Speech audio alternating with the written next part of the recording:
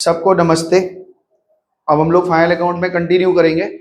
पिछले दिन final account में शायद कुछ एडजस्टमेंट बताए थे, मैनेजर कमीशन वगैरह बता दिए थे, है ना, आफ्टर चार्जिंग बिफोर चार्जिंग, और वैसा सवाल भी दिया गया था।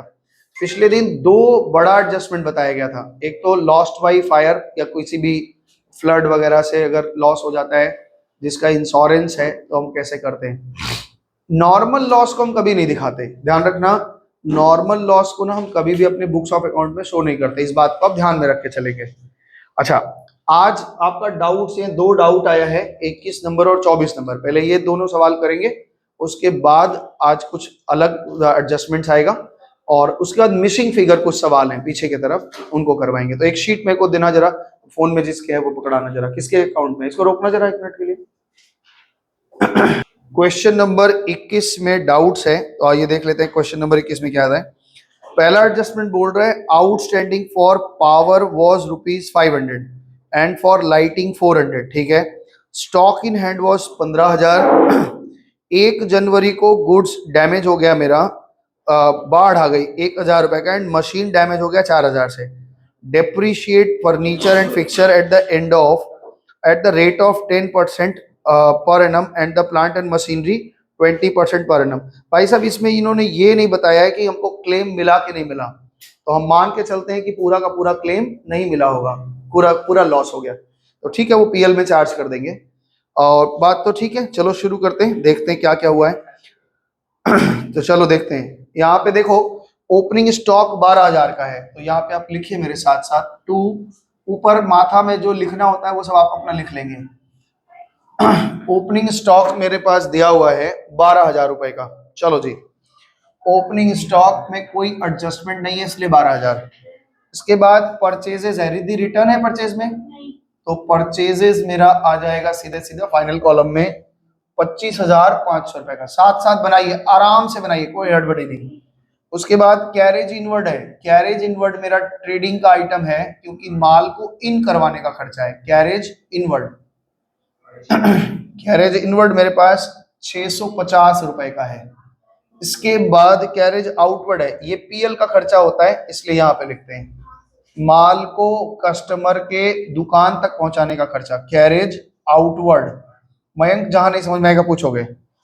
800 रुपया कैरेज आउटवर्ड है। इसके बाद डेबिट बैलेंस में इस तरफ लिखा है ऑफिस एक्सपेंसेस 950, तो लिखो भाई ऑफिस का खर्चा हमारे पास, एडमिनिस्ट्रेशन का खर्चा 950। उसके बाद इंटरेस्ट, हमने डेबिट में इंटरेस्ट है मतलब दिया होगा, तो इंटरेस्ट का खर्चा हमारे पास कितना है, 250 रुपए। बिल रिसीवेबल है, ये मेरे लिए एक एसेट है, इधर लिख लेते हैं, इधर दिखाना जरा। बिल्स रिसीवेबल, बिल्स रिसीवेबल में 2800 रुपए का बिल्स रिसीवेबल है। मेरे पास लीगल चार्जेस है, ये पीएल का खर्चा होता है, लीगल चार्जेस। ये सब आपके शीट में मिला है ना, शीट जो दिया गया है, रूल वाला जो लिखे हो उसमें सब ये लिख चुके हो, तो इसलिए ज्यादा इसमें बकवासबाजी करने की आवश्यकता नहीं है। वेज 4,700, वेज में एडजस्टमेंट है ना, वेज में एडजस्टमेंट है 4,000। बोलो भाई, वेज में एडजस्ट, किस में एडजस्टमेंट था, पावर में और लाइटिंग में, ठीक है। वेज तो फाइनल फिगर आ गया 4,700 का। मोटिव पावर, ये भी इसी में आएगा, मोटिव पावर, इसमें एडजस्टमेंट है, इसको इनर कॉलम में लिखेंगे। मोटिव पावर 4,500 का। आगे देखो, लाइटिंग है मेरे पास, लाइटिंग किधर लिखोगे, लाइटिंग को आप किस क्या मानते हो, ट्रेडिंग में पीएल में, ट्रेडिंग में लिख लें, चलो लिख लेते हैं। टू लाइटिंग दोनों तरफ जाता है। लाइटिंग कितने का है, लाइटिंग मेरे पास 600 रुपए का है, इसमें भी एडजस्टमेंट है। प्रिंटिंग एंड स्टेशनरी, ये पीएल का शुद्ध पीएल का खर्चा है, तो printing and stationery, printing stationery कितने का है, 2600 रुपए का। और सन्ड्री डेटर्स, इधर आ जाओ, डेटर में कोई एडजस्टमेंट नहीं है, इसलिए यहां लिख रहे हैं। डेटर्स में पीबीडी वगैरह तो समझ गए हो ना अच्छे से, 24,000 रुपए का डेटर है। फर्नीचर एंड फिक्सचर है, फर्नीचर एंड फिक्सचर कितने का है, 6,000 रुपए का। कोई एडजस्टमेंट है, अच्छा अच्छा, एडजस्टमेंट है तो 1000 लिखो भाई। 6000 रुपए का है, इसमें एडजस्टमेंट है। इसके बाद फ्री होल्ड प्रीमाइसेस है। फ्री होल्ड प्रीमाइसेस कितने का भाई? फ्री होल्ड प्रीमाइसेस है 12000 का, एडजस्टमेंट है नहीं, तो 12000 आउटर में। ट्रैवलिंग एक्सपेंसेस, आने जाने के खर्चे, इस तरफ दिखाना, इस तरफ दिखाना Aditya. Travelling expenses, travelling expenses मेरा कितने का है? 650 रुपया। हाँ बोलो। लो भाई पीएल में लिख दे रहे हैं, जहां तुम कहो वहां लिख दे रहे हैं, उससे कोई दिक्कत नहीं है। तो लाइटिंग दोनों को जहां का खर्चा होता है, लाइटिंग एंड हीटिंग बोलकर, लाइटिंग आप यहाँ लिखना चाहते हो लिख दो, उससे कोई दिक्कत नहीं आएगा। 600 रुपए का लाइटिंग है, इसमें एडजस्टमेंट है, ठीक है, इधर कर देते हैं, हो गया, इससे कोई बहुत बड़ा नहीं दिक्कत आएगा। प्लांट एंड मशीनरी हमारे पास एडजस्टमेंट है प्लांट मशीनरी में, तो प्लांट कितने रुपए का है? 14000, इसमें एडजस्टमेंट है। इसके बाद टूल्स है हमारे पास, कुछ औजार पड़े हैं तो पढ़ने रहने दो, 5000 रुपए का औजार है, ये हमने डेबिट साइड का सारा चीज बिठा दिया है, ठीक है। क्रेडिट बैलेंस में मेरे पास कुछ ही चीज है, जैसे सेल्स है तो बिठाओ भाई, सेल्स है। सेल्स हमारे पास 38500 का है, 38500 रुपए। रिजर्व फंड है, पुराना जो रिजर्व फंड है वो, उसको हम लोग ये पिछले सालों में हमने गुल्लक बनाए हैं, यह याद रखिएगा इसको आप, नया आइटम आया आपके लिए रिजर्व फंड। तो रिजर्व फंड हमेशा लाइबिलिटी होती है फर्म के लिए, गुल्लक है, प्रॉफिट से निकाला हुआ पैसा।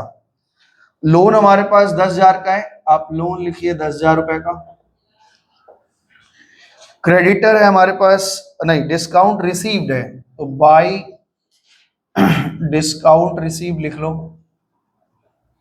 डिस्काउंट रिसीव्ड है 750 का। और मेरे पास में क्रेडिटर है 7600 के, लिखो भाई क्रेडिटर 7600। कैपिटल पूंजी हमारे पास कितने की पड़ी है? कैपिटल पड़ा है 65650, 65650। हमने आइटम सारा बिठा दिया, पहले आप इतना कर लीजिए फिर आगे चर्चा चलेगी। ट्रायल बैलेंस के सारी चीज हमने बिठा दी है। इसको रोक लो भाई थोड़ा, सारा हमने ट्रायल बैलेंस को बिठा लिया है। अब ट्रायल बैलेंस के बाद एक एक एडजस्टमेंट को पढ़ेंगे और आप हेल्प करेंगे। आउटस्टैंडिंग फॉर पावर 500 रुपया आउटस्टैंडिंग पावर में है, तो इसमें जोड़ लें, एड आउटस्टैंडिंग, एड आउटस्टैंडिंग 500 है। ओ अच्छा, हमको लगा 5000 बता रहे हो। और ये आउटस्टैंडिंग आपको यहाँ भी दिखेगा, आउटस्टैंडिंग पावर, क्योंकि हमने दिया नहीं है तो 500 रुपये यहाँ भी दिखेगा। नेक्स्ट टाइम कह रहे हैं कि लाइटिंग और हीटिंग में 400 का बाकी है, तो यहाँ भी वही काम होगा, आउटस्टैंडिंग लाइटिंग हीटिंग 400, यानी नेट खर्चा हो गया आपका 1000। यहाँ पे आप लिख लीजिए आउटस्टैंडिंग लाइट 400 रुपए का खर्चा, ठीक है। अब देखो स्टॉक इन हैंड ये बता रहे हैं 15000, ये तो आपको पता है क्लोजिंग स्टॉक है, बाई क्लोजिंग स्टॉक 15000 रुपए यहां से आप घटाओ, और ये एक एसेट की तरह तैयार हो गया, तो इधर आप लिख लीजिए क्लोजिंग स्टॉक। ये सब पुराने एडजस्टमेंट है, इस पे हम बकवास नहीं कर रहे हैं, ठीक है ना। ये 2800 रुपया और ये 24,000 रुपया। बीआर कितने का? 28 का, 28,000 है। बीआर कितने का है? ठीक है। आगे सुनो, उस तरफ दिखाना जरा, वो देखो आगे, देखो इनके आगे, ये गुड्स डैमेज द फ्लड, 1000 का माल जल गया, तो पहले 1000 का माल जल गया तो यहां से निकालें पहले माल, तो यहाँ पे क्या लिखोगे? Loss by, lost by flood. हमारे पास फ्लड से 1000 रुपए का नुकसान हुआ। मेरा क्वेश्चन है कि 1000 आपने नुकसान, माल तो निकाल दिया, इस माल का हुआ क्या? इंश्योरेंस कंपनी तो है नहीं हमारे पास, है ना, खत्म हो गया पूरा पूरा, तो ये लॉस पूरा का पूरा या पीएल में आएगा। तो यहाँ पे आप लिखो to abnormal loss, abnormal loss stock का ना, कितने का स्टॉक का लॉस हुआ? 1000 रुपए का। और मशीन कितने का जल गया हमारा? 4000 का। लेकिन एक चीज ध्यान रखो, अब इस बात को थोड़ा समझो, टेक्निकली समझने की कोशिश करना, मशीन को थोड़ा अच्छे से समझो। ये मेरा मशीन को हम समझाने की कोशिश कर रहे हैं, थोड़ा समझो। मेरा जो ट्रेडिंग और पीएल बन रहा है वो लिख रहा है कि पहली तारीख कुछ कितने तारीख को बन रहा है भैया, ये डेट वोट नहीं लिखा है। 1 जनवरी 2012 पहली तारीख को ही हमारा क्या हो गया, मेरे पास मशीन टोटल कितने का था, प्लांट एंड मशीन 14,000 का है, और पहली तारीख को ही मेरा कितने का चला गया, 4,000 का, 4,000 का लॉस्ट हो गया। तो ये 14,000 रुपया जो आपका लिखा है, इसमें से आप लिखो लॉस्ट इन फ्लड, कितना 4,000 का गया। अब बचा कितना हजार मेरे पास, तो इस पे डेप्रीशिएशन जाएगा। डेप्रीशिएशन देना है कि नहीं देना है, सवाल में डेप्रीशिएशन है, तो 10,000 के ऊपर डेप्रीशिएशन। पहले ये 4,000 लॉस हुआ, इस लॉस को यहां बुक करो, टू एबनॉर्मल लॉस बोल करके, एबनॉर्मल लॉस यहाँ पे लिखो, मशीन 4,000 की पूरी लॉस हो गई, हमारे कुछ नहीं मिला, जीरो। अब यहाँ पे कह रहे हैं डेप्रीशिएशन दीजिए आप फर्नीचर फिक्सचर पे 10% का और प्लांट मशीनरी पे 20% का। आओ जी, तो फर्नीचर फिक्सचर पे डेप्रीशिएशन 10% यानी 600 जाएगा, तो कितना बचा फर्नीचर फिक्सचर, 5,400 का बचा। और मेरे पास प्लांट मशीनरी में, प्लांट एंड मशीन में डेप्रीशिएशन कितना, 20% हो जाएगा 2,000। तो यहाँ पे 4,000 तो लॉस हो गया, 2,000 डेप्रीशिएशन, 6,000 चला गया, बचा कितना, 8,000। ठीक है, और ये दोनों डेप्रीशिएशन हम यहाँ चार्ज करेंगे, दिखाना चाह रहा थी टू डेप्रीशिएशन। डेप्रीशिएशन एक तो मेरे पास फर्नीचर अलग अलग लिखना है ना, प्लांट पे इतना और फर्नीचर पे इतना, कितना कितना हुआ है भाई, 600 और 2,000, फर्नीचर में 600 और इसमें 2,000, टोटल जोड़ के ऐसे तुम बोल रहे थे। हाँ लिखो ना, क्या दिक्कत है, 2 बार भी लिखो, आइटम लिखने, और हो गया कंप्लीट। तो अभी आपको निकालना है बैलेंस, आप फटाफट से मेरे को हाथ चलाएंगे और बताएंगे कि जीपी या जीएल क्या आया, बताओ। तो यहाँ पे आप बोल रहे हैं कि ग्रॉस प्रॉफिट आ गया, ग्रॉस प्रॉफिट आ गया 6,000। अच्छा, और ये कितना टोटल कितना आया, 54,500 रुपए का टोटल आ गया, और ग्रॉस प्रॉफिट को हमने यहाँ पे ट्रांसफर ले लिया। ग्रॉस प्रॉफिट यहाँ सीडी हुआ, यहाँ बीडी, कितने का बीडी हो गया, 6,650।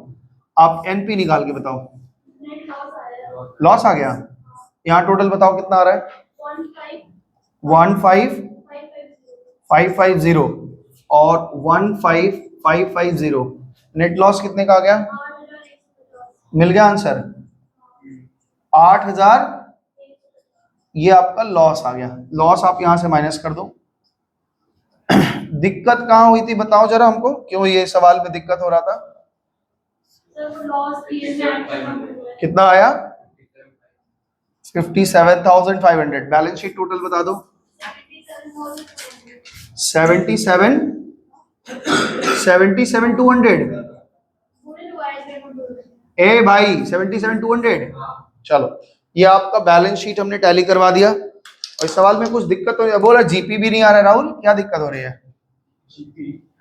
तो बोला है आपका सवाल में से एक में भी बैलेंस शीट है, जीपी नहीं आ रहा है क्यों तुमसे, तो बोला एक सवाल में हमारा जीपी भी नहीं आया। अच्छा, तुम्हारा कौन सा है, 24, चलो 24 नंबर देख लेते हैं। आप इसको कॉपी करिए, क्या हो गया भाई, इसको देखो, क्वेश्चन नंबर 24। नहीं भैया यहाँ तो कुछ नहीं है, हाँ है, ले जाइए, ये सब इसी में हल्ला मच जाता है कभी कभी। 4 नंबर क्वेश्चन में नीचे एडजस्टमेंट देखते हैं क्या लिखा है, क्लोजिंग स्टॉक वाज वैल्यूड 2400, ठीक है, ये तो आपको पता है। मेरा एक क्वेश्चन है, पूछें, अगर क्लोजिंग स्टॉक, पहले बढ़िया से समझो, अब कुछ कुछ बातें हम आपको थोड़ा सा इस सवाल को शुरू करने से पहले कुछ बात बताना चाहते हैं। अगर क्लोजिंग स्टॉक ट्रायल बैलेंस के अंदर ही है तो उसको कहाँ बैठाएंगे, अंदर ही है, उसका मतलब क्या है, और उसको बैठाएंगे डायरेक्ट बैलेंस शीट में बैठेगा, कारण क्या बोल रहे हैं, ऑलरेडी ट्रायल बैलेंस में, इसलिए एक जगह बैठा, हाँ इसका मतलब है उसको स्टॉक से एडजस्ट किया गया है। अगर मतलब आउटस्टैंडिंग एक्सपेंसेस, मान लो आउटस्टैंडिंग सैलरी है और ट्रायल बैलेंस के अंदर ही दिख रहा है, तो कहां जाएगा, आउटस्टैंडिंग सैलरी केवल बैलेंस शीट में जाएगा कि पीएल में जाएगा, इसको कंफ्यूजन नहीं रहना चाहिए, इसलिए थोड़ा सा इस चीज को हम दिखाना चाह रहे हैं, समझो ध्यान से। इस सवाल को करेंगे, पहले इस चीज को थोड़ा समझो। कोई भी एडजस्टमेंट, अगर कोई भी आइटम ट्रायल बैलेंस में आया होगा तो क्या होगा, सैलरी से समझो। मान लो हमारे पास एक ये ट्रायल बैलेंस है, और इस ट्रायल बैलेंस में हम जैसे सीखे अब तक, यहाँ पे सैलरी आपके लिखी रहती है ना। सैलरी कितने का दिया हुआ है, 5,000, और ये टैली है, पता नहीं क्या से टैली है, ठीक है ना। अब नीचे एडिशनल इंफॉर्मेशन में, एडिशनल इन्फो में एक समझा रहे हैं, इसलिए इससे सब समझ लेना, ठीक है। एक चीज समझा रहे हैं, इससे सारा समझ लेना। सैलरी 5,000 है, और एडिशनल इंफॉर्मेशन में लिखा है कि आउटस्टैंडिंग सैलरी 1,000 रुपए है। इसका आप ट्रीटमेंट क्या करते हैं, इसका ट्रीटमेंट ये करते हैं हम, तो पहले जर्नल पढ़ते हैं। जर्नल हम क्या लिखते हैं कि सैलरी जो 5,000 दिया है ये कम है, इस साल का पूरा खर्चा 5,000 नहीं है, 5,000 तो हम पे करके आए हैं, 1,000 बकाया है, और हम पूरा पूरा फाइनल अकाउंट किससे बना रहे हैं, एक्यूरल बेसिस पे, तो हमें 6,000 खर्चा दिखाना ही पड़ेगा। तो हम जर्नल एंट्री में क्या करते हैं, सैलरी को बढ़ाते हैं। तो जनरल एंट्री आप लिखते हैं सैलरी अकाउंट डेबिट, 1,000 से आप सैलरी को बढ़ाते हैं, क्योंकि हमें पूरा खर्चा 6,000 दिखाना ही है। और ये 1,000 अगर हम पे कर दिए होते तो टू कैश लिख देते, लेकिन पे नहीं किया है, इसको बाकी कर रखा है, तो ये एंट्री होती है आउटस्टैंडिंग सैलरी, और ये 1,000 रुपये ऐसे लिखते हो। अब इसका ट्रीटमेंट क्या करते हो, ये हमारा पीएल अकाउंट है, पीएल अकाउंट में आप क्या करते हो, सैलरी रहती है, यहाँ पे 5,000 है, आप इसमें आउटस्टैंडिंग करके 1,000 करके 6,000 करते हैं, है ना। और बैलेंस शीट में क्या करते हो, ये आपका बैलेंस शीट है, और यहाँ पे लिखते हैं आउटस्टैंडिंग सैलरी, और 1,000 रुपए यहाँ लिखते हैं, यही करते थे। ये तो आपको पीछे का सीख क्या है। अब इसी चीज को अगर वो दूसरे तरह से देना चाहे तो वो कैसे देगा, देखो। वो लिखता है कि हमारे पास एक ट्रायल बैलेंस है, ट्रायल बैलेंस है, यहाँ पे बिल्कुल इसी चीज को हम दूसरे तरह से लिख रहे हैं। सैलरी हमारा 6,000 है, और आउटस्टैंडिंग सैलरी उसी के नीचे दिख रही है 1,000 रुपए है। अब ये टैली है, ठीक है ना। और एडिशनल इंफॉर्मेशन में, एडिशनल इंफॉर्मेशन में सैलरी से रिलेटेड कोई भी इंफॉर्मेशन नहीं है। इसका मतलब समझ में आया क्या हुआ, इसका मतलब है कि जर्नल ऑलरेडी पास्ड, हमने जर्नल पास कर दिया है, और उसका इफेक्ट ट्रायल बैलेंस में दिख रहा है। इसीलिए देखो सैलरी पूरा आ गया 6,000, और 1,000 जो आप नहीं दिए हैं वो आपको यहाँ पे एक लेजर के फॉर्म में दिख रहा है। इसमें एडजस्टमेंट कैसे करोगे, इसका ट्रीटमेंट कैसे करोगे, पीएल में आपको खर्चा दिखाना है, तो सैलरी पूरा पूरा 6,000 हो ही गया तो आपने दिखा दिया है, और 1,000 का सैलरी जो बाकी है वो सीधे आउटस्टैंडिंग सैलरी बोल करके 1,000 यहां दिखा दोगे। यानी कहने का मतलब ये है कि जब आपका एडजस्टमेंट कोई भी चीज ट्रायल बैलेंस में दिख रहा है, इसका सीधा सीधा मतलब है कि वो जर्नल पास हो चुका है, उसका लेजर बन चुका है, उसका ट्रीटमेंट, उसका इफेक्ट आ चुका है, तो आप खाली आपको क्या करना है, बैठाना है। तो आउटस्टैंडिंग आपके लिए खर्चा नहीं होता, आउटस्टैंडिंग क्या होता है, लाइबिलिटी होती है, नॉमिनल अकाउंट नहीं है। ये तो पहले दिन से पढ़ते आए हो। आउटस्टैंडिंग क्या होता है, पर्सनल अकाउंट है, किसी व्यक्ति का बाकी है ना। पर्सनल अकाउंट किसको बोलते हैं, जो किसी व्यक्ति या फिर किसी फर्म से रिलेटेड चीज होती है। तो ये आउटस्टैंडिंग सैलरी देख करके मत समझना कि सर सैलरी तो नॉमिनल होता है, लेकिन आउटस्टैंडिंग, प्रीपेड, अक्रूड, एडवांस, ये सब सारे क्या है, नॉमिनल अकाउंट है। इसी कारण से हमको कहां दिखता है, ये ऑलवेज बैलेंस शीट में दिखता है। आप अक्रूड भी बैलेंस शीट में देखते हो, एडवांस भी बैलेंस शीट में देखते हो, आउटस्टैंडिंग भी बैलेंस शीट देखते हो, पीएल में तो थोड़ी ना दिखता है ये सब चीज, ठीक है ना। इसलिए ये ध्यान रखना है। अब स्टॉक के बारे में ये समझ में आ गया पूरा, इसका फोटो लेना है, नहीं समझ में आता है ना ये बात, ठीक है। बाकी अगर फोटो लेना होगा तो वीडियो पॉज करके ले लेना। चलो इसी तरह से स्टॉक की बात बता रहे हैं, ध्यान से सुनना मेरी बात। स्टॉक को भी समझ लो, क्योंकि कभी कभी बच्चे ना रटे रहते हैं कि क्लोजिंग स्टॉक 2 जगह जाता है, 2 जगह जाता है, 2 जगह जाता है, और वो एक इधर उधर बिठा देते हैं। क्योंकि जो रिवीजन शीट आपको हम देंगे उसमें आपके लगभग 50-60 सवाल हैं, तो वो आप बनाते रहेंगे तो उसमें कुछ कुछ सवाल ऐसा आएगा कि बीच में ही ट्रायल बैलेंस में आपको एडजस्टमेंट दिख रहा है। अब उसको 2 जगह करने की जरूरत है, क्योंकि रट लेते हैं कि आउटस्टैंडिंग सैलरी मतलब वहां जोड़ना है, वहां रखना है, ऐसा नहीं। अगर ट्रायल बैलेंस में ऑलरेडी आ चुका है, इसका मतलब उसका जर्नल इफेक्ट डाला जा चुका है, आपको केवल एक जगह बिठाना है। स्टॉक के बारे में समझो। मेरे पास जनरली हम लोग जब ट्रायल बैलेंस पढ़ रहे थे तो आपने ट्रायल बैलेंस बहुत सारा बनाया था, याद है, मेरे ख्याल से 35-40 ट्रायल बैलेंस आपने बनाया था। यहाँ पे ओपनिंग स्टॉक है, परचेजेस है, और ये आपका टैली है। बाकी जो रिलेटेड आइटम है वही बता रहे हैं। एडिशनल इंफॉर्मेशन में, अच्छा ट्रायल बैलेंस हम ऐसे ही बनाते थे, हो गया। क्लोजिंग स्टॉक लिखते ही नहीं थे, बताए थे कारण कि क्लोजिंग स्टॉक जो होता है वो हमारे परचेज का ही बचा हुआ माल होता है। जितना माल हमने खरीदा है उसी में से कुछ बच गया है। तो एक बार अगर हमने परचेज लिख दिया, इसका मतलब इसमें कितना यूज किया और कितना बचा है वो दोनों चीज लिखा हुआ है, और ये आपका लिखा हुआ है। तो अलग से हम यहाँ कहीं क्लोजिंग स्टॉक नहीं आएगा, क्योंकि एक ही चीज दो बार हम ट्रायल बैलेंस में नहीं लेते।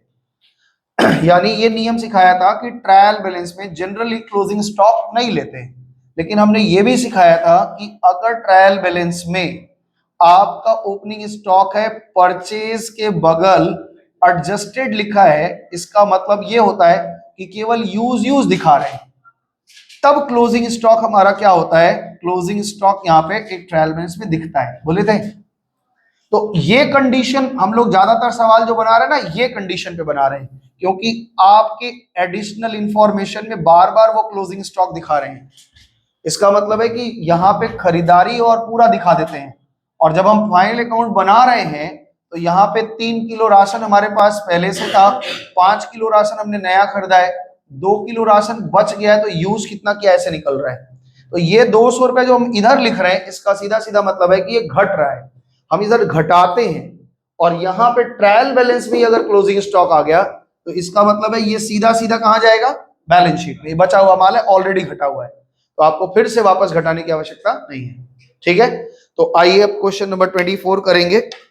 मिटाते हैं इसको। 24 नंबर फॉर्मेट ले लो फटाफट से, हम भी फॉर्मेट ले ले फिर शुरू करते हैं। क्लोजिंग में लिखा है क्लोजिंग स्टॉक आपके पास दिया है, मैनेजर को 10% आफ्टर चार्जिंग सच कमीशन देना है, और 50 रुपया मेरा रिपेयर में ड्यू है, रेंट और commission due but not receive मतलब अक्रूड है, तो हम लोग करेंगे। खाली एक एडजस्टमेंट इसमें नया है, आफ्टर चार्जिंग सच कमीशन, बाकी सब नॉर्मल है। तो चलती है शुरू, फटाफट से आप बैठाएंगे और फटाफट से हमको भी सहायता करेंगे, बैठा देंगे। सबसे पहले इन्होंने लिखा है कैपिटल, आओ भाई कैपिटल बैठा देते हैं। तो ये आपका कैपिटल कितने का बताते जाओ, 21,800, फिगर बोलते चले जाओ। 21,250। नेक्स्ट, फटाफट से बोलो। लोन कितने का, 10,000 का लोन। नेक्स्ट फिगर बताओ।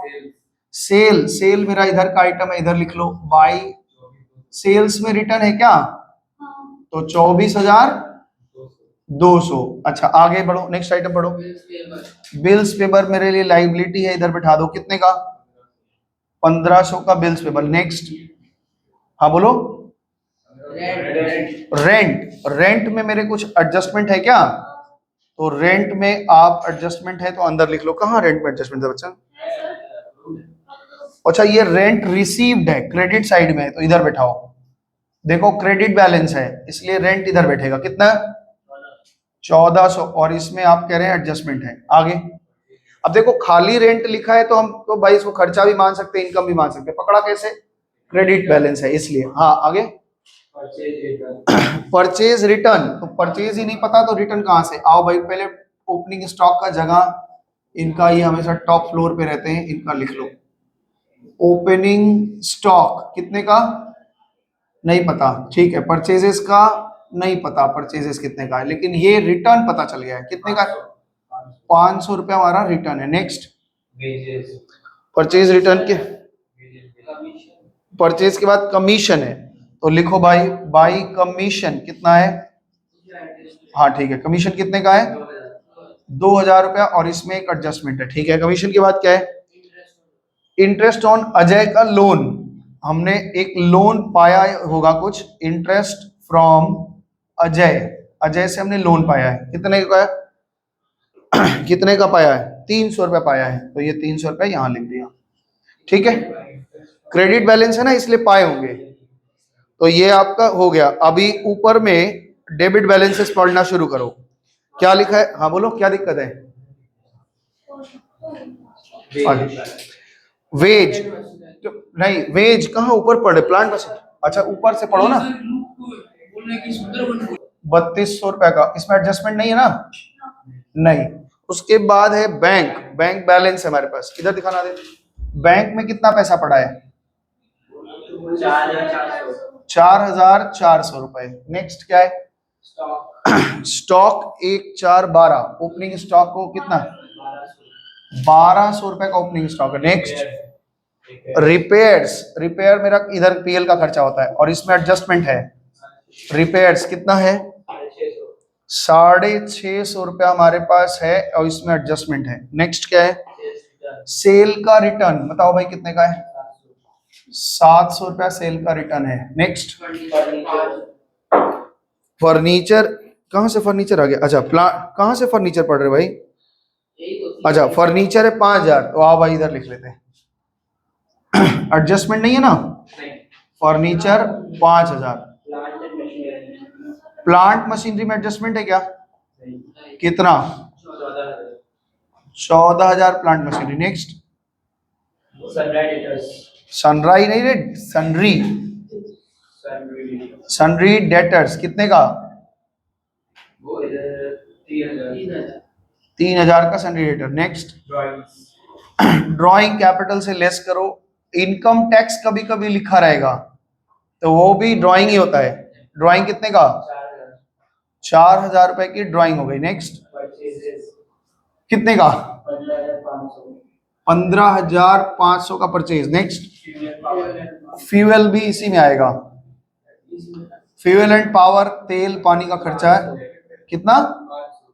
500। नेक्स्ट इंटरेस्ट ऑन बैंक हमने दिया है तो to interest on bank loan कितना? 500 रुपए। नेक्स्ट डेबिट में दिख रहा है मतलब अजय को हमने लोन दिया है, ठीक है ना? ये ध्यान रखना। क्रेडिट में लोन दिखने का मतलब है कि हमने लिया है किसी से लोन। ये वाला लोन टेकन है, ठीक है ना? क्योंकि और ये वाला लोन गिवन है कितने का? 5,000 रुपए का गिवन है। रेट वेट तो नहीं लिखा इसके सामने कुछ। नेक्स्ट आगे मैन्युफैक्चरिंग एक्सपेंसेस तो इसी में आएगा, टू मैन्युफैक्चरिंग एक्सपेंसेस। अब तुम ये मुन्ना तुमको समझ में आ रहा है? ये सब चीज अगर पक्का नहीं रहेगा तो रेशियो में कितना दिक्कत हो रहा था।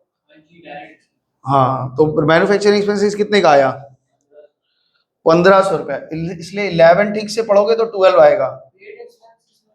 ट्रेड एक्सपेंसेस पीएल में आता है।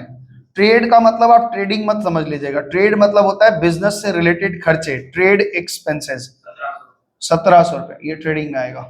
नेक्स्ट खत्म। बैड डेट, ये during the year bad debt है तो ये हमारा ऑलरेडी दिया हुआ है। कितना हो गया? 300 रुपए का बैड डेट हो गया। नेक्स्ट खत्म। एडजस्टमेंट पढ़ते हैं। आपके पास क्लोजिंग स्टॉक है 2,400 रुपए का, लिखो। एडिशनल इंफॉर्मेशन में है, ये आपको ना फील भी आना चाहिए। इधर लिख रहे मतलब घटा रहे हैं तो ये आपको हमेशा अकाउंट्स फील आना चाहिए कि हाँ भाई कर क्या रहे हैं। और क्लोजिंग स्टॉक कितने का? 2,400 का। नेक्स्ट आगे बताओ। पहला एडजस्टमेंट हो गया। दूसरा बोल रहे हैं मैनेजर को हम कमीशन देंगे, वो लास्ट में एकदम। A sum of 50 is due for repair. Repair में आउटस्टैंडिंग लिखो, 50 रुपए बाकी है यानी ये 700 हो गया। और यहाँ पे आप लिखो आउटस्टैंडिंग रिपेयर 50 रुपए आपके ऊपर लाइबिलिटी कर्जा आ गया है, रिद्धि चुका देना 50 रुपए। रेंट और कमीशन, रेंट हमारा 200 एक्रू है तो रेंट में आप 200 ऐड करो एक्रू बोल करके कि ये 200 एक्रू है यानी कि 1,600 इधर इनकम होगा। और ये मेरा एक्रूड इनकम दिखाओ। एक्रूड रेंट मिलने वाला है इसलिए एसेट में इधर दिखाना जरा पक्का। अच्छा 200 रुपया इधर आ जाएगा। और रेंट के बाद कमीशन में बोल रहा है 400 बाकी है, सेम ट्रीटमेंट। एक्रू है 400 का तो यहाँ टोटल कमीशन हो गया 2,400 का। और यहाँ पे एक्रू कमीशन दिखा दो। एक्रूड है कमीशन कितने का? 400 का। खत्म। अभी हमें क्या करना है? जीपीएनपी निकालना है। ये कितना आ रहा है बताओ भाई? ये 15,000 आ गया। और ये कितना आ रहा है? 23,500। पहले इतना दूर तक आप निकालिए। 25,900 और 25,900। जीपी कह रहे हैं 4,500 रुपए। ये जीपी आंसर मिला आपका, ग्रॉस प्रॉफिट। आप मेरे को ना एनपी निकाल के दिखाओ इधर कमीशन देने के पहले। अभी हमने कमीशन दिया नहीं है, टू मैनेजर कमीशन अभी हमने दिया नहीं है, लेकिन मैनेजर कमीशन देने के पहले हमारा क्या प्रॉफिट है पहले ये बता के दिखाओ। 5,000। देखो ये कह रहे हैं, ध्यान से सुनो, ये 5,600 रुपया मेरे पास नेट प्रॉफिट बचा है बिफोर कमीशन, और हमने सवाल में वादा कर रखा है कि हम आपको कितने परसेंट का कमीशन देंगे, बोलो 10% का, है ना। 10% का हम कमीशन देने का वादा किए हैं, लेकिन कमीशन देते समय ये कहा गया है कि आफ्टर चार्जिंग सच कमीशन, मतलब उसका कमीशन चार्ज करने के बाद जो नेट प्रॉफिट बचेगी उस पे 10%। इसका मतलब है ये प्रॉफिट में 100% नेट प्रॉफिट भी है और 10% कमीशन भी है। तो कमीशन की वैल्यू निकालने का तरीका आपको सिखाया था कि 5,600 में 110 से डिवाइड दो और 10 से इंटू कर लो, कितना आ रहा है कितना आ रहा है 509 रुपया, राउंड ऑफ करके आ रहा है ना 509 रुपया। तो 509 रुपया आप मैनेजर के कमीशन के नाम पे खर्चा दिखा दो, और ये अभी 509 आपने दिया नहीं है, इसलिए यहां पे दिखा दो आउटस्टैंडिंग मैनेजर कमीशन 509 रुपए। अब आपका प्रॉफिट बताओ कितना आ रहा है नेट प्रॉफिट, इधर दिखाना। तो नेट प्रॉफिट हमारे पास 5,091, और यही आपके इसमें जुटेगा। बस इस चैप्टर, इस पूरे एक्सरसाइज में एक ही बात था, मतलब इस सवाल में 5,000 आपका नेट प्रॉफिट आ गया, 5,091 रुपए। क्लोजिंग कैपिटल बताओ कैपिटल बताइए 22,341।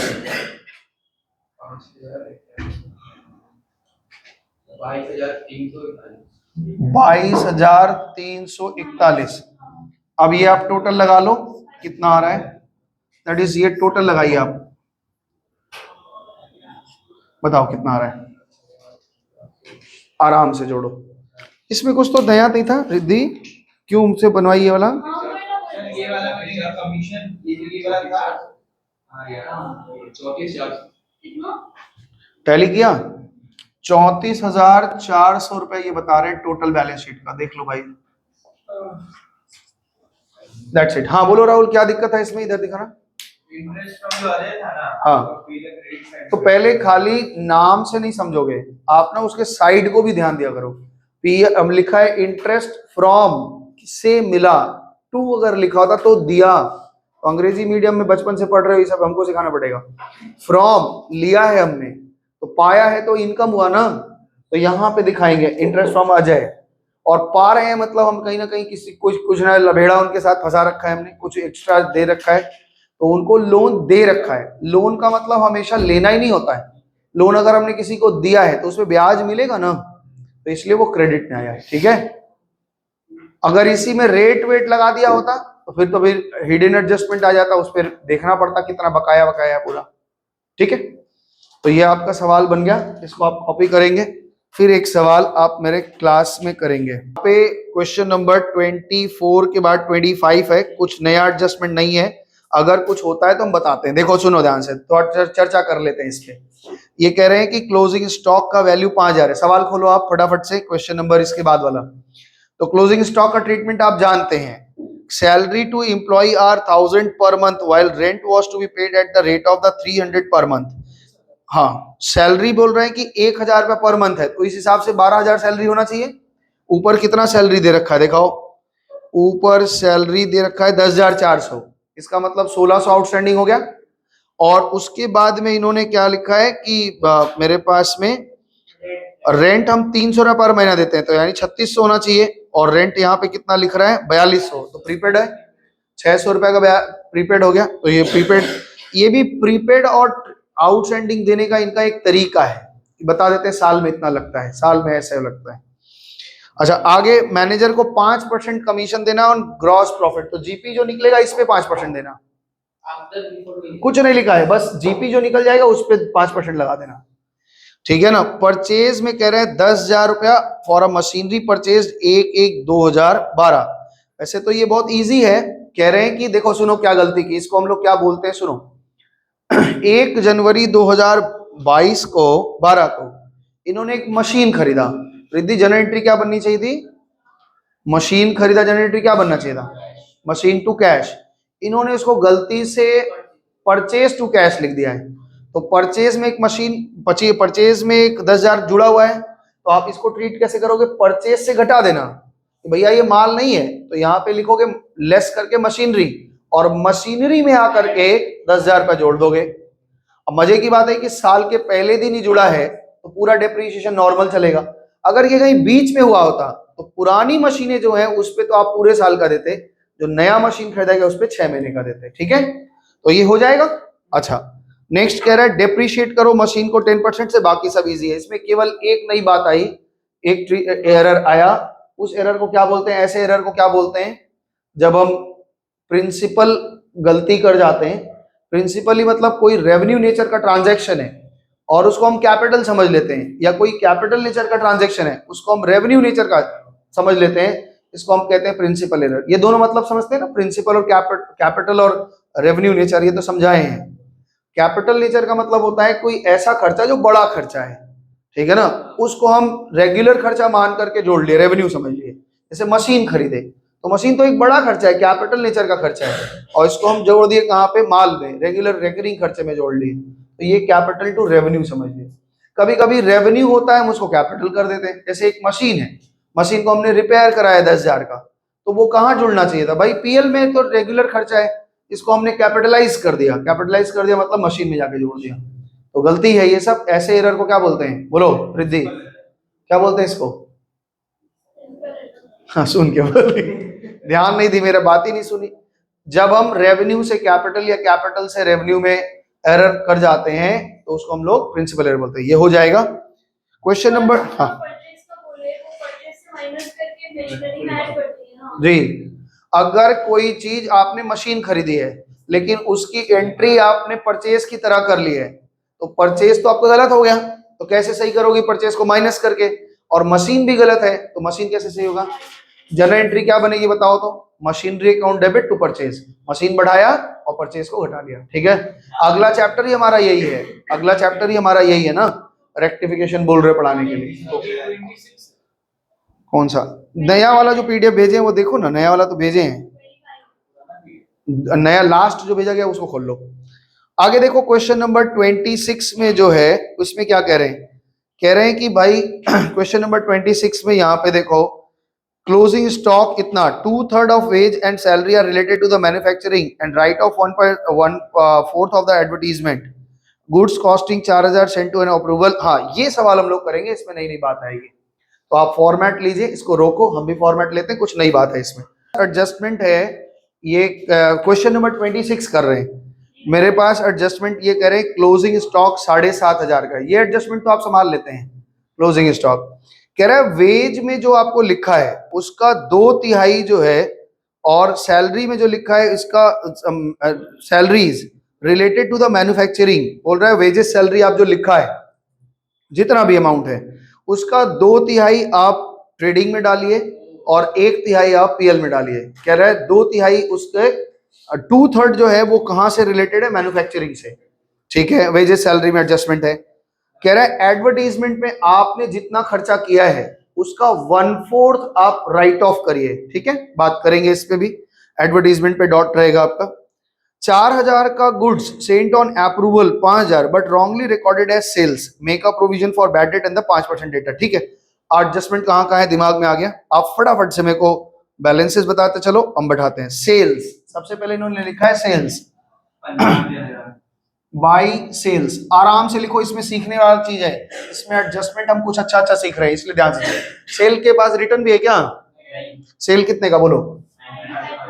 95,000। नेक्स्ट क्या है? क्रेडिटर मेरा एक लाइबिलिटी होती है, इसलिए कितना? 15,000। कैपिटल कितना? कैपिटल 38,000। नेक्स्ट, बैंक ओडी है मेरे पास, यानी बैंक में हमने कुछ नेगेटिव चल रहे हैं, कितना? 8,500। नेक्स्ट, बिल्स पेबल है हमारे पास, कितना? 2000 रुपए का बिल्स पेबल है। नेक्स्ट, बिल रिसीवेबल, ये कहाँ से डेबिट आइटम आ गया?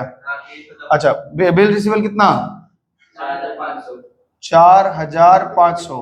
नेक्स्ट, एडवर्टीजमेंट कितने का आया बताओ? 4000 का एडवर्टीजमेंट है, ठीक है। हाँ, इसीलिए तो एडजस्टमेंट है, इसलिए यहाँ लिखे। क्यों है वहां भी बताएंगे, क्यों हम पीएल में लिखे हैं, क्यों हम बैलेंस शीट में लिखे हैं, ये भी बताएंगे। क्या बोल रहे हो? पोस्टेज पीएल का खर्चा है, इस तरह दिखाना जरा। पोस्टेज हमारे पीएल का खर्चा है, इधर लिखो। पोस्टेज कितने का? 900 रुपए का पोस्टेज है। नेक्स्ट, डेबिट में है ना, तो ये डिस्काउंट अलाउड है, ये डिस्काउंट अलाउड है। कितने का? 250, ठीक है। नेक्स्ट, फर्नीचर एसेट है इस तरफ, एडजस्टमेंट तो है नहीं इसमें, तो 12000 इसमें आ गया। नेक्स्ट, ओपनिंग स्टॉक आपका इधर का है, टू ओपनिंग स्टॉक कितने का? 5000 रुपए। नेक्स्ट, ड्यूरिंग द ईयर जो बैड डेट है वो यहाँ आता है, 450 रुपए का आपका बैड डेट। एक मिनट रुक जाओ बच्चा, 450। इंश्योरेंस कितने का? इंश्योरेंस आपका आ गया 350, ठीक है, 300 आ गया। नेक्स्ट, डेबिट में है मतलब हमने दिया है, इसलिए इंटरेस्ट इधर कितना? 600। परचेजेस इधर आ जाओ भाई, परचेजेस, हाँ क्या है? 58,000। हाँ भाई वो एक ही बात है, मुर्गा अंडा देता है। आगे बोलो क्या है? वेजेस सैलरी कितने का दिए हो? 4500, इसमें एडजस्टमेंट है। नेक्स्ट, डेटर कितने का? डेटर में एडजस्टमेंट है, इसलिए अंदर लिखना। कितना? 18,000 का डेटर है।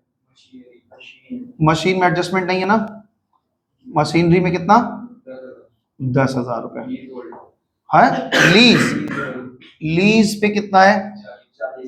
40,000 लीज है। नेक्स्ट, अब आ जाओ इधर, ध्यान से सुनो। इतना पहले आप लिख लीजिए, आराम से लिख लें। सब लिख लिया है? माई लिख रही है, कर दो भाई। क्लोजिंग स्टॉक का हमारा 7,500 है, तो क्लोजिंग स्टॉक पे तो आप पीएचडी कर चुके हैं। ये क्या होगा सर? यहाँ लिख दे? हाँ बिल्कुल यहीं लिख दो। बोल रहे सर अंधेरा रहेगा तो भी हम लिख देंगे। कितने का क्लोजिंग स्टॉक है? 7,500 रुपए यहाँ से लेस किया, और यहाँ पे भी दिखा दिया क्लोजिंग स्टॉक 7,500 का। नेक्स्ट, अच्छा एक मिनट, इसको पहले ये हो गया ना, और ये कह रहे हैं टू, अच्छा ये इधर ही हो गया, इसमें क्यों लाइन खींच दी हमने। कह रहा है वेज आपने जितना दे रखा है 4,500 आपने दिया है, इसका 2/3 यानी 15 या 45 यानी 3,000 ये फैक्ट्री से रिलेटेड है, तो बाकी 1,500 कहाँ का है? ऑफिस का है। तो यहाँ पे क्या लिखेंगे? यहाँ पे लिखेंगे इनडायरेक्ट। ये इनडायरेक्ट हमारे पास कितना है इसमें? 1,500। ये यहां से माइनस हुआ, आपका वेज यहां आ गया, और यहां पे लिखोगे wages and salary. Wages and salary यहां पे आ गया 1,500। किसको नहीं समझ में आया पूछ लेना। ठीक है, ट्रांसफर लिख दो। वेजेस हम ये लिख दिया, इनडायरेक्ट है, इनडायरेक्ट लिख दिया है। आप क्या लिख रहे हैं? रिलेटेड टू एडमिट, वहां का फैक्ट क्या लिख रहे हो? ट्रांसफर टू पीएल, ऐसा नहीं लिखते, वो पीएल उज्जवल को मत भाषा लिखो, यहाँ पे लिखो इनडायरेक्ट। इनडायरेक्ट मतलब रिलेटेड टू पीएल हो गया अपने आप, ठीक है। ये तो ट्रीटमेंट हमने कर लिया वेजेस सैलरी। अब क्या कह रहे हैं? कह रहे हैं हाँ बता रहे हैं ना, इधर दिखाओ जरा सा, इस बात को समझा देते हैं। एक्चुअली ये पहले बताया हुआ है, जब एडजस्टमेंट पढ़ा रहे थे तो वहां बताए भी हैं, फिर अभी बता रहे हैं, फिर सुनो, कोई बात नहीं। ऐसे ही धीरे धीरे कई बार चीजें आती हैं तो पक्का होता है। याद है एक बार रिद्धि ने एक हलवा का दुकान खोला था, याद है, और इनका दुकान चल नहीं रहा था, तो इन्होंने क्या किया था? अमिताभ बच्चन को बुलाया था, और अमिताभ बच्चन ने इनसे 10 लाख रुपया लिया था, और कहा था इस प्रचार को 4 साल चलाएंगे। तो 1 साल जो हम चला लेते हैं, तो उसके हम 10 लाख रुपया एक ही साल अगर पीएल में दिखा देंगे तो बंटाधार हो जाएगा। सेवा आप 4 साल लेंगे और आप खर्चा 1 साल में दिखाएंगे, ऐसा नहीं होता। ठीक है ना। आपको क्या करना होगा, इसको कहते हैं डेफर्ड रेवेन्यू एक्सपेंडिचर। आप क्या करते हैं, इसको टुकड़ा टुकड़ा जैसे जैसे यूज करते जाते हैं वैसे वैसे उसको राइट ऑफ करते जा रहे हैं। राइट ऑफ करने का मतलब होता है कि पीएल में हम दिखाएंगे इसके खर्चे को, हम इस साल पीएल में दिखा रहे हैं, इस साल हम पीएल में दिखा रहे हैं, इस साल हम पीएल में दिखा रहे हैं, ऐसा। मेरा प्रश्न ये है, आप ये बताइए कि इस साल एडवर्टीजमेंट पे हमने खर्चा किया है 4,000 रुपया, ठीक है ना। मान लो इसको एग्जांपल से ऐसे समझो कि हमने मेट्रो रेल, जानते हैं मेट्रो जाते हैं ना आप लोग, तो मेट्रो में क्या इनकोडा या इनवोडा बोलकर कोई एक है ना प्रचार दिखाता है, उस पे चलो उसको छोड़ दो। नीचे हमने अभी नहीं जानते तो फिर परेशान हो जाएंगे। नीचे हमने अभी एक बोर्ड लगवाया है ना कोचिंग के नीचे, क्या बोर्ड लगवाया हुआ है, इंपीरियल एकेडमी, एक बल्ब है बना हुआ सा, और वो बना है। वो बोर्ड हमने बनवाया था 4,000 का, और वो 4 साल चलेगा ऐसा हमको लग रहा है। तो एडवर्टीजमेंट जो हम करवा रहे हैं उसका सेवा हम कितने साल ले रहे हैं, 4 साल। तो हमें उसका खर्चा भी 4 साल में दिखाना चाहिए। एक ही साल में दिखा देंगे तो क्या हो जाएगा, नहीं दिखा सकते, क्योंकि भाई सेवा आप लाभ उसका 4 साल बनाएंगे। जो खर्चा आपने किया है वो खर्चे का लाभ आपको 4 साल मिलेगा, आप 1 साल में कैसे खर्चा दिखा सकते हैं।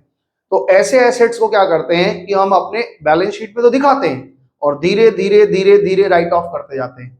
जैसे पेटेंट करवा लेते हैं, जैसे कॉपीराइट करवा लेते हैं, ये भी तो एक तरह का इंटेंजिबल एसेट होता है, लेकिन इंटेंजिबल एसेट में उसका लाभ हमको मिलता रहता है। यहां पे क्या करते हैं, ये इसको हम लोग फिक्टिशियस एसेट बोल देते हैं। इसका मतलब ये है, इधर ध्यान दो, ये एडवर्टीजमेंट में हमने 4,000 खर्चा किया है, इसका 1/4 राइट ऑफ कर रहे हैं, रिटर्न ऑफ कर रहे हैं, यानी 1,000 रुपए राइट ऑफ करेंगे। तो मेरे पास एडवर्टीजमेंट के नाम पे कितना बच रहा है, इसको हम लोग क्या बोलते हैं, फिक्टिशियस एसेट्स। क्या मतलब है इसका, इसकी रियलाइजेबल वैल्यू नहीं है। मतलब समझ में आया, बाजार में इसको बेच नहीं सकते, इसकी रियलाइजेबल वैल्यू नहीं है। तो ये भले ही मेरे एसेट साइड में दिख रहा है लेकिन इसका मूल्य कुछ नहीं है, बाजार में इसको दिखाने लायक। तो अब अगले साल फिर 1,000 दिखाएंगे तो 2,000 बचेगा, फिर अगले साल 1,000 दिखाएंगे तो 1,000 बचेगा, चौथे साल 1,000 दिखाएंगे, खत्म हो जाएगा, फिर नया प्रचार करवा लेंगे, ऐसा होता है। तो यहाँ पे ये राइट ऑफ करने का मतलब है 1,000 पे हमने दिखाया, तो यहाँ पे टू एडवर्टीजमेंट बोल करके आप कितना दिखेंगे, एडवर्टीजमेंट बोल करके हम दिखाएंगे 1,000 रुपया। अच्छा, आपको ये लग रहा होगा ऐसे भी कर सकते हैं, ध्यान से सुनो, ये तो हमने समझा दिया। इसको इस तरीके से भी लिख सकते थे कि एडवर्टीजमेंट 4,000 लिखते और इसको प्रीपेड बोल करके हम 3,000 रुपया ट्रांसफर कर देते, यहाँ पे केवल 1,000 दिखते तो वहां 3,000 दिखता। ये भी एक तरीका था, समझ में आया। तो जैसे आपको ठीक लगे, दोनों तरीका है आपके पास में। यहाँ पे एडवर्टीजमेंट में हमने केवल 1/4 राइट ऑफ करना है, यानी 1,000, और 3,000 वहां पे हमने एडजस्ट करके दिखा दिया। समझ में आया बात। तो जैसे आपको ठीक लगे, हमको तो ये अच्छा लगता है, वहां राइट ऑफ करके दिख जाता है और 1,000 यहाँ पे आ गया। तुम यहाँ पे 4,000 करके 3,000 प्रीपेड आगे बढ़ा लो कि भाई ये अनएक्सपायर्ड है या कैरी फॉरवर्ड होगा, तो ऐसा होगा, ठीक है ना। इसको कहीं कहीं एडवर्टीजमेंट सस्पेंस बोल के दिखाया जाएगा। आप इसको एडवर्टीजमेंट नहीं लिखेंगे, एडवर्टीजमेंट सस्पेंस लिखेंगे, ठीक है ना। एडवर्टीजमेंट सस्पेंस का मतलब है कि ये हमारा एडवर्टीजमेंट अकाउंट में इतना अभी पैसा पड़ा हुआ है, ठीक है, उसका हमें अगले साल यूज मिल जाएगा, उसके बाद वाले साल में मिल जाएगा। आगे चलें हाँ चलें, उसके पहले थोड़ा बातचीत करेंगे, थोड़ा इस तरह घुमाओ और सही सही आप उत्तर देंगे, ठीक है ना। एक चीज बताओ, अभी हमने पढ़ाया आपको कि जब हम ट्रेडिंग बनाते हैं तो सारा का सारा चीज हम किस पे लिखते हैं, कॉस्ट पे। याद आ रहा है, पिछले दिन बताए थे, सारा का सारा चीज हम किस पे लिखते हैं, कॉस्ट पे। और सारा का सारा चीज अगर कॉस्ट पे लिखेंगे और केवल सेल को हम सेलिंग प्राइस पे लिखेंगे तो प्रॉफिट निकल जाता है। ये बात पक्का है। तो यानी कोई भी एलिमेंट हमको कॉस्ट के अलावा नहीं लिखना है, ये बात पक्का है। हम लोगों का एक बाजार है, ऐसे समझना, इस बात को थोड़ा सा ऐसे समझो। ये चैप्टर आगे आप पढ़ेंगे बड़े क्लास में, लेकिन है तो बहुत इजी चैप्टर, आप ऐसे ही समझ लीजिए। हम लोगों का एक बाजार है और हम बड़े व्यापारी हैं उसमें, ठीक है ना, और तुम लोग मान लो छोटे छोटे व्यापारी हो। कोई कस्टमर तुम्हारे पास आता है और वो कहा आकर के, किताब का व्यापारी है, हम लोग समझ लो कॉलेज स्ट्रीट में किताब के व्यापारी हैं। एक कस्टमर आया राहुल के दुकान पे और राहुल से बोला कि डीके गोयल आपके पास क्लास 12 का है, तो राहुल के पास इत्तेफाक से नहीं है ना। तो बोला कि हाँ है, झूठ बोला कि हाँ है, आप 2 मिनट रुके, हम गोडाउन से लाके दे रहे हैं। तो गोडाउन से लाके देने का मतलब वो कभी गोडाउन से नहीं लाके देता, वो कहाँ से लाता है, और किसी बड़े व्यापारी के पास से लेके आ जाता है कि भाई कमीशन कमा लेंगे, ठीक है ना। अगर वो कस्टमर मेरे पास आ जाएगा तो हम कमा लेंगे, लेकिन मेरे दुकान पे आया हुआ कस्टमर को हम भले ही मेरे पास नहीं है तो हम कुछ नहीं कमा पाएंगे। अगर मेरे पास होता तो हम 50 कमाते, अगर हम किसी से ला के भी दे रहे हैं तो भी 10-20 कमा लेंगे ना। तो व्यापारी को तो सबको पता होता है कि भाई कितने का ये माल मिलता है। तो ये मेरे पास राहुल आया और बोला सर डीके गोयल आपके पास है? हमने कहा है। तो बोल रहा सर 2 सेट हमको दे दीजिए, है ना। हमने कहा ठीक है, 1000 रुपया करके 2 सेट ले जाओ। तो हमने इनको दे दिया। अब ये इसको बोलते हैं सेल ऑन अप्रूवल। जब हम इनको माल देते, ध्यान से सुनना इस बात को, थोड़ा मजा आएगा आपको, मतलब ऐसा होता है और ऐसा ही होना भी चाहिए। बाजार में, व्यापार में एक दूसरे से हमेशा कांटेक्ट में रहना चाहिए कि कोई भी कस्टमर इधर उधर नहीं जाना चाहिए, भटकना नहीं चाहिए। तो राहुल क्या किया, मेरे से बोला कि सर आप हमको 2 सेट या 10 सेट दे दीजिए। हमने कहा ठीक है, इसकी सेलिंग प्राइस आपको 1000 रुपया पीस पड़ेगा, तो आप 10,000 रुपये का किताब ले जाइए। तो कब इसका पैसा दोगे? बोला सर हमको 10 दिन का समय दीजिए, अगर अप्रूव हो जाता है, हम बेच ले जाते हैं तो आपको पैसा दे देंगे, और नहीं तो 10 दिन के अंदर में आपका माल रिटर्न कर देंगे। हमने कहा ठीक है। हमने 2 शर्त लगाई है, या तो 10 दिन और या तो पैसा, है ना। 10 दिन के अंदर लेना है तो हाँ करो, और नहीं तो मेरा माल रिटर्न करो, और अगर 10 दिन से ऊपर आपने कर दिया तो हम माल नहीं लेंगे, तब हम पैसा लेंगे, ठीक है ना। तब समझ गए बात को। इसको बोलते हैं सेल ऑन अप्रूवल बेसिस, है ना। सेल ऑन रिटर्न बेसिस भी बोलते हैं, सेल ऑन अप्रूवल बेसिस भी बोलते हैं। तो राहुल बोला ठीक है सर, हमको 10 दिन का मौका दीजिए, आप हमको 10 सेट माल दे दीजिए, 10,000 रुपया का है, हम आपको 10 दिन में बताते हैं। ठीक है, हमने 10,000 का माल दिया। मेरा प्रश्न ये है कि जब हम माल देते हैं तो क्या ये एक्चुअल सेल हो गया? नहीं, सेल तो नहीं हुआ। जब अभी उसके हाथ में टाइम है, वो हाँ कहेगा तो हम सेल मानेंगे, और अगर ना कह दिया तो सेल तो खत्म हो जाएगा। तो लेकिन हम दे रहे हैं आज, तो कुछ एंट्री तो करेंगे। आज हम इनको 10,000 का माल दे रहे हैं तो कुछ एंट्री तो करेंगे। हम ये मान के चलते हैं कि सेल हो गया, हम ये मान के चलते हैं कि क्रेडिट सेल हो गया। जन एंट्री क्या पास करेंगे हम क्या एंट्री करेंगे? डेटर टू सेल, यानी ये 10,000 रुपया सेल में जुड़ गया और डेटर में हो गया। हम कितने तारीख, आज 27 सितंबर है, अरे 27 दिसंबर है, और हमने इनको माल दे दिया है। फाइनल अकाउंट बनाने का डेट आ गया 31 दिसंबर को। अब तुम कंफ्यूज हो गए कि भाई ये 10,000 का सेल हम पकड़े या ना पकड़े, क्योंकि अभी उसके हाथ में पावर है, वो हाँ ना कर सकता है। तो हमने क्या किया, इस सेल को हम खत्म कर देते हैं, कैंसिल कर देते हैं, क्योंकि सेल हुआ नहीं, सेल तो मान नहीं सकते, क्योंकि सेल मान लेंगे अगर तो प्रॉफिट जुड़ जाएगा, और प्रॉफिट जुड़ जाएगा तो आपका टैक्स बड़ा आ जाएगा। अगर हम इसको सेल मान लिया और कल वो मना कर दे, 2 अप्रैल को ही, 2 जनवरी को ही बोले कि सर नहीं, तो बिना मतलब का हमारा सेल बढ़ गया। तो हम एक्यूरेट सेल को लाने के लिए अपने सेल को कैंसिल करते हैं। कितने का माल बेचा था हमने? 10,000 का, तो 10,000 सेल कैंसिल हो जाएगा, और 10,000 मेरा क्या कैंसिल हो जाएगा? डेटर कैंसिल हो जाएगा। एंट्री क्या की थी आपने बेचने के लिए? Debtor to sale. तो देखो यहाँ पे समझो थोड़ा सा, हम इसको इससे समझाने का कोशिश करते हैं।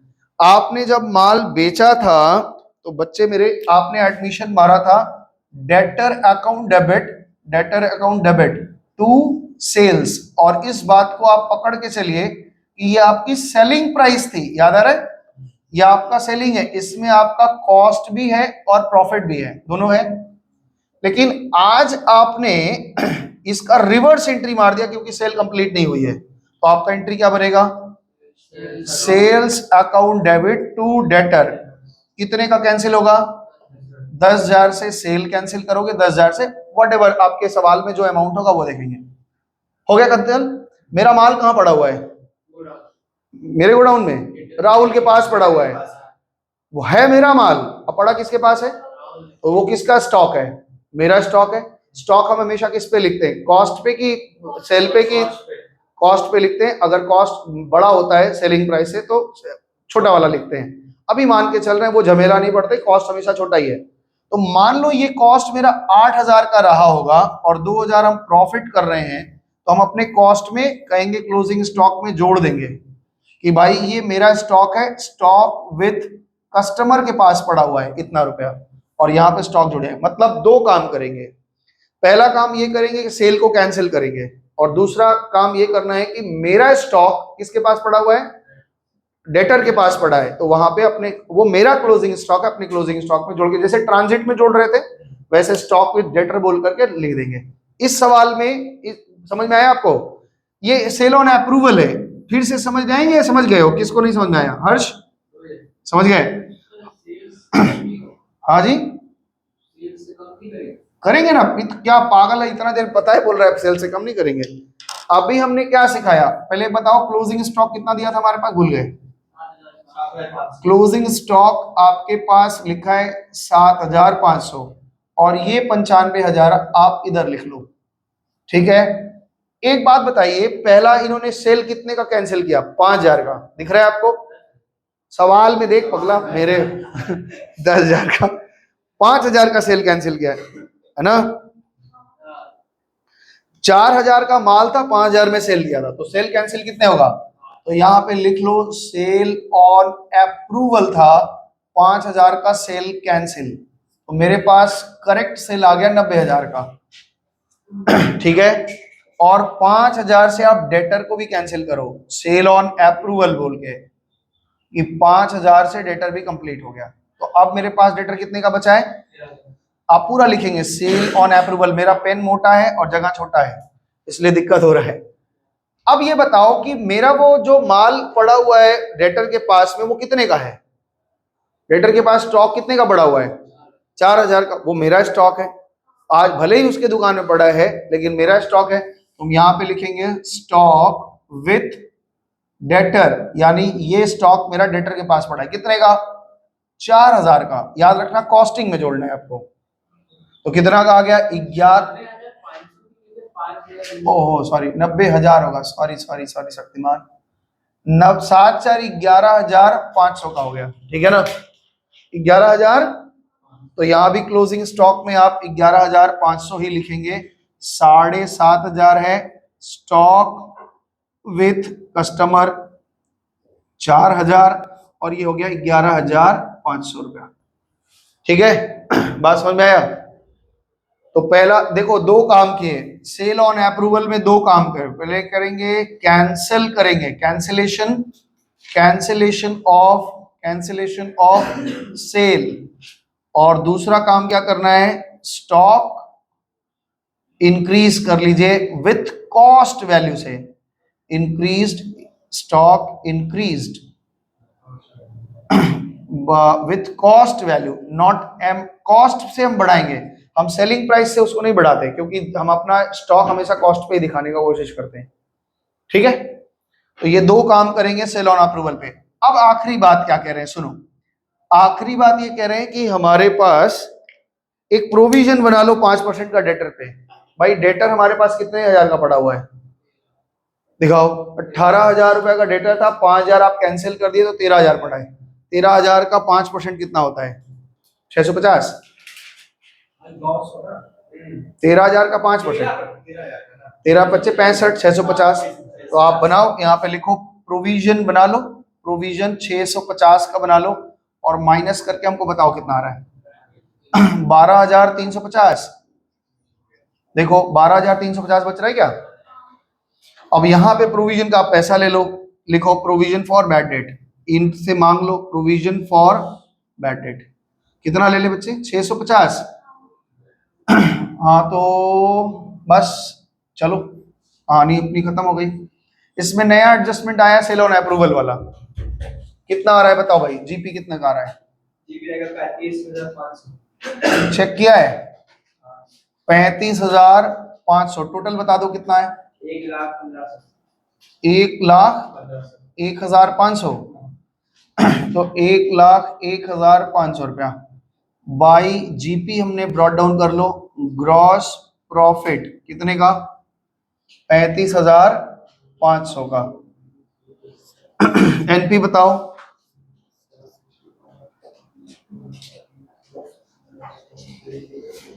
ये आपका नेट प्रॉफिट है 29,850। आंसर कितना आ रहा है? 29,850, ठीक तो है। तो ऐड नेट प्रॉफिट करो, ऐड एनपी 29,850। क्लोजिंग कैपिटल बताओ? 9 8 17 57 50 67 850। और यहाँ टोटल बता दो कितना आ रहा है।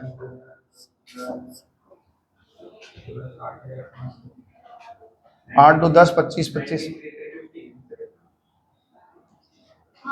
93,350। आप एसेट लाइबिलिटी दोनों मिला लेंगे। अब इसमें कोई डाउट्स है तो पूछो।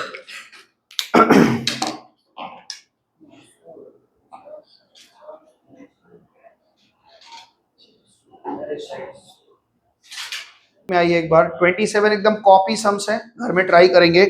28 नंबर सम्स का एडजस्टमेंट खोलो एक बार। 28 नंबर उतार रहे हैं क्या इसको? तो एक मिनट रुक जाओ, ये तो उतार रहे हैं, रुक जाओ भाई, उतार रहे हैं दो बच्चे, ठीक है। देखो पहला एडजस्टमेंट इन्होंने लिखा है 29 नंबर में, लिख रहे हैं कि apprenticeship premium receive for 3 year. ध्यान से सुनो मेरी बात को। यहाँ पे देखो जो अप्रेंटिसशिप प्रीमियम है ये क्या होता है, हम लोग रिसीव करते हैं, है ना। ट्रेनिंग के दौरान जो पैसा पाते हैं, ये ट्रायल बैलेंस पढ़ाते समय बताया था, ब्यूटी पार्लर वाले आपसे काम करवाते हैं और आप इस पैसा भी ले लेते हैं। ट्रेनिंग के दौरान किसी को, जब ट्रेनिंग के समय में हम किसी को पैसा देते हैं तो क्या कर रही है भाई, क्या दिक्कत है बोल। अच्छा रुको एक मिनट रुक जाओ, अभी बता देते फिर से। अप्रेंटिसशिप प्रीमियम क्या होता है, जो पाए हैं, जैसे हम लोग एडवर्टीजमेंट का 3 साल तक दिखाए थे, वैसे ही अप्रेंटिसशिप क्या होता है, वो हमको एक इनकम है। और ट्रायल बैलेंस में पढ़ाए हैं तो फिर से दोबारा नहीं पढ़ाएंगे बक 12। अप्रेंटिसशिप प्रीमियम क्या होता है, ट्रेनिंग के दौरान जो इनकम लेते हैं। जैसे आपका कोई कंपनी है, उसमें आप ट्रेनिंग करवाते हैं, तो ट्रेनिंग के दौरान पे क्या लेते हैं, किसी से पैसा लेते हैं। हम 1 महीने का ट्रेनिंग देंगे, उसका 2,000 रुपये आपको देना पड़ेगा। तो ऐसे ही ये कोई ट्रेनिंग किया है, जो ट्रेनिंग पाया है वो कितने 3 साल का है, हाँ 3 साल का है। तो हर इस साल कितना दिखाओगे, 1200 3 साल का है, तो इस साल तो 400 दिखाओगे। 2 साल का जो 800 रुपया है वो आपका एडवांस हो गया ना, वो कहाँ दिखेगा, लाइबिलिटी साइड में। फिर अगले साल दिखा दोगे 400, फिर अगले साल खत्म हो जाएगा, जैसे एडवर्टीजमेंट की है।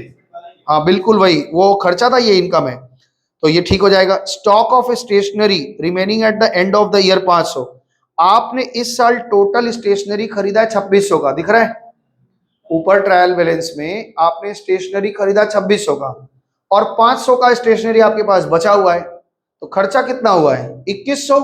तो स्टेशनरी में 500 घटा के एसेट साइड में दिखा देना, स्टॉक ऑफ स्टेशनरी बचा हुआ है मेरे पास। जैसे स्टॉक घटा के दिखाते हो वैसे स्टॉक ऑफ स्टेशनरी दिखा दो। ऐसे ही अगर आपके पास पैकिंग मटेरियल है, कुछ भी है, तो वो स्टॉक में बचा है तो वहां घट के और दिखेगा। मैनेजर को कमीशन देना है on sale eight the rate of 5%। तो सेल कौन सा सेल, ग्रॉस सेल नहीं, नेट सेल पे रिटर्न होने के बाद जो नेट सेल होगा, जितने का सेल करवाया होगा उसका 5% कमीशन दे देना। Debtor 2000 are included in the list of the creditor 1600। ये एक नया एडजस्टमेंट है, ध्यान से सुनो। ये एडजस्ट म्यूचुअल सेट ऑफ का एंट्री, सारा एडजस्टमेंट आ गया, जितना जितना पढ़ाए थे सारा आ गया। कह रहा है एक आदमी है जिसका नाम मेरे डेटर लिस्ट में भी है, क्रेडिटर लिस्ट में भी है। एक व्यक्ति ऐसा है जिससे हम माल खरीदते भी है बेचते भी हैं, तो उसका 2 लेजर है और हम दोनों बैलेंस तो दिखा नहीं सकते, एक ही नेट दिखाना होगा। अब ऐसे कल्पना करो कि हम हैं और राहुल है। हम राहुल से 5000 पाते हैं, तो मेरे डेटर लिस्ट में राहुल का नाम होगा 5000। हम अगर राहुल से 5000 पाते हैं तो मेरे डेटर की लिस्ट में राहुल का नाम है कि नहीं, 5000 है। और राहुल को हम 3000 देना में भी है, तो इसका नाम क्रेडिटर के लिस्ट में भी 3000 है ना। रिटर्न ऑफ कर दें कौन कौन सा, हाँ मिनिमम फिगर को हम कहेंगे राहुल हम तुमको 3000 नहीं देंगे, तुम 3000 हमको मत देना, लेकिन 2000 मेरा दे देना। तो हम जो मिनिमम फिगर होता है उसको दोनों में से माइनस कर देते हैं। इसका ना जर्नल एंट्री अपने दोस्तों से पूछना कि म्यूचुअल सेट ऑफ का जर्नल एंट्री क्या होता है, वो बोल ही नहीं पाते। बोलो क्यों, क्योंकि एक ही नाम राहुल है और एक ही नाम राहुल है जो सेट ऑफ हो रहा है 3000 से। तो अगर बोलेंगे कि Rahul account debit to Rahul account, तो भाई क्या डेबिट क्या क्रेडिट मत कर फिर। तो ये इसकी करेक्ट एंट्री क्या होती है, Rahul's creditor account debit, Rahul के क्रेडिटर को खत्म किया, टू राहुल्स डेटर, और राहुल के डेटर को खत्म किया, ठीक है ना। तो ये जनरेट, इसको म्यूचुअल सेट ऑफ बोलते हैं। डेटर क्रेडिटर में हमने क्या कर दिया, सेट ऑफ कर लिया आपस में कि तुम हमको मत देना 3000, हम तुमको नहीं देते 3000। तो 2 फिगर में जो सेट ऑफ कौन सा फिगर होता है, ऑलवेज छोटा होता है। मान लो कि उल्टा सोचो, हम राहुल को 3000 देना में है, 3000 पाना में है, और राहुल 5000 पाना में है। मतलब समझ रहे हो, मेरे डेटर के लिस्ट में 3000 जुड़ा है, लेकिन क्रेडिटर के लिस्ट में 5000 जुड़ा है। 5000 देना में, 3000 पाना में, तो भी सेट ऑफ कितने का होगा, 3000 का ही होगा। 3000 का सेट ऑफ होगा, अब 2000 हम और तुमको देना में रहेंगे। तो always mutual set of adjustment पढ़ाते समय बढ़ाए थे डिटेल में, फिर यहाँ बता दिए। तो इसमें आप क्या करेंगे, देखो डेटर के लिस्ट में 2000 है और सेम पर्सन क्रेडिटर की लिस्ट में 1600 में जुड़ा हुआ है, तो क्रेडिटर 1600 हटा देंगे, कहेंगे हम तुमको नहीं देंगे, वो कहेगा डेटर में से भी 1600 हटा दो, तो हम भी आपको नहीं देंगे। समझ में आ गया? तो मिनिमम जो दोनों में से लोअर फिगर रहेगा वो एडजस्ट हो जाएगा, यहाँ पे एडजस्ट कर लेना। Good sold 4000 was omitted to be record, 4000 का एक माल बेच दिया है लेकिन एंट्री करना भूल गए, कंप्लीटली अनरिकॉर्डेड ट्रांजैक्शन है, तो क्या करेंगे, इसकी रिकॉर्ड कर लेंगे। सेल बढ़ा लो और डेटर बढ़ा लो, डेटर बढ़ाओगे ना, क्योंकि कैश सेल ऐसा तो लिखा नहीं है इन्होंने, तो क्रेडिट सेल ही बढ़ाओगे। अब इसके ऊपर में अगर पीबीडी वगैरह होता तो फाइनल फिगर पे पीबीडी वगैरह बनाते, यहाँ पे कुछ है नहीं, ठीक है ना। तो ये लास्ट वाला एंट्री क्या बनेगा बताओ, जनरल एंट्री क्या बनेगी, डेटर टू सेल, सेल बढ़ेगा कितने से, 4000 से, और डेटर बढ़ेगा 4000 से। या बना लीजिएगा, यहां तक आपका होमवर्क है, 30 नंबर तक आपका, नहीं 29 तक आपका होमवर्क है। कोई डाउट होगा तो डाउट क्लियर करेंगे, अगले दिन ये चैप्टर मोटा मोटा हम खत्म की तरफ आप बढ़ रहे हैं और 1-2 दिन का ही काम रह गया है, तो इतना करेंगे। हाँ, तो 29 तक आपका होमवर्क है, 29 तक आप करके रखेंगे। 30 से दूसरे टाइप का कुछ मिसिंग फिगर सिखाना है, उस पर बात चलेगी। तब तक के लिए नमस्ते, धन्यवाद सबको, टाटा बाय बाय।